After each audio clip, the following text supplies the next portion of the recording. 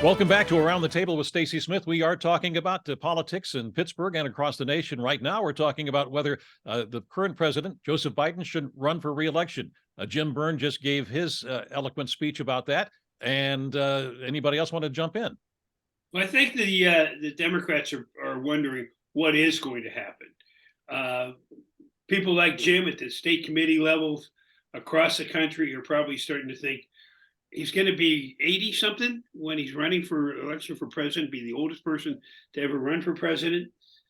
His numbers, even though Jim, he's gotten some things done. I was looking at real clear politics today, and his numbers are still bad.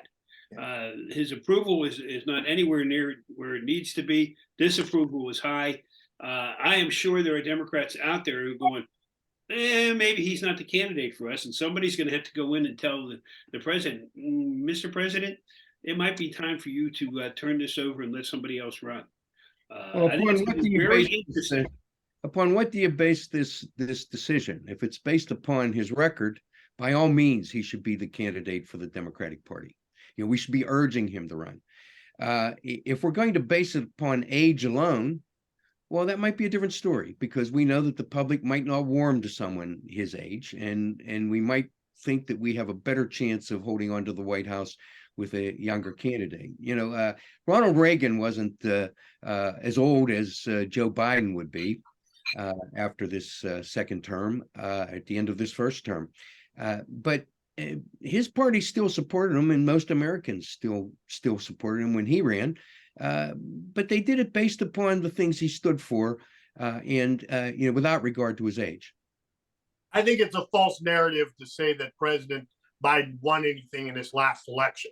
His approval rating on election day was 42%. 2/3 of the American people thought the country's on the wrong track. The border's porous, inflation, crime is widespread.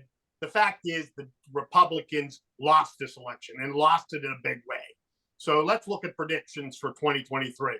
I predict not only is Donald Trump out of the presidential sweepstakes, by year's end, the president is out of the presidential sweepstakes. I think there's no rematch in 2024. New candidates, new faces for both parties. And I think that's a welcome thing. Stacy, note that on your calendar. I will. The interesting thing is, Keith, that you know, if most Americans thought that the country was on the wrong track, most Americans voted to keep us on that track. Listen, we lost it. You didn't win it, Joe. That's all I'm going to tell you. I mean, the numbers are the numbers. They don't lie. It was a referendum. It was a big referendum on what the Republican Party is viewed by the voters to stand for right now. Election denial, Donald Trump. Not on the elephant in the room. Dobbs case. Talked about. Yes, it was like, look, it's the devil it's the devil we know versus this dysfunctional alternative that did not step up when needed. That's how many voters saw it, I think.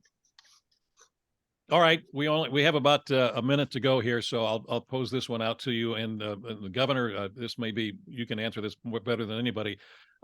Someone mentioned I think it was Keith, whether the Democratic administration will slow walk any potential prosecution of Donald Trump.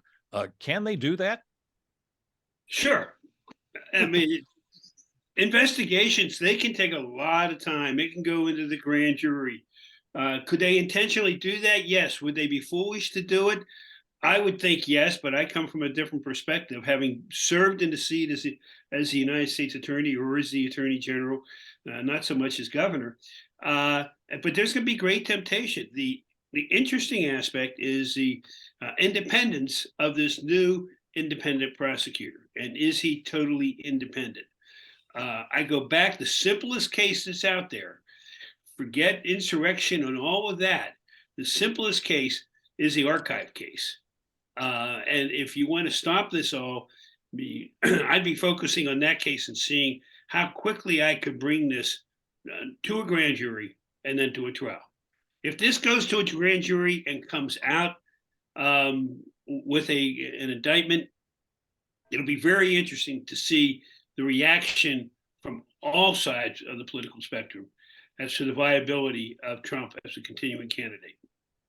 The document case is a 4-move checkmate. If he moves on that, it's 4 moves, checkmate. Everything else falls away. It's done. Okay. Well, we are done also. We have now run out of time for this edition of Around the Table with Stacy Smith. I want to thank each and one of you for joining us. We did not really get much into 2023, so maybe we can do that, predictions at least. Maybe we can do that on our next program. But once again, I want to thank all of you for joining me for this past year. And I want to wish Tom and Joe and Jim and Keith a happy new year, and a happy new year also to all of you who watch us on Around the Table with Stacy Smith. And I hope that you join us again for the next edition. Happy Happy New Year. New Year.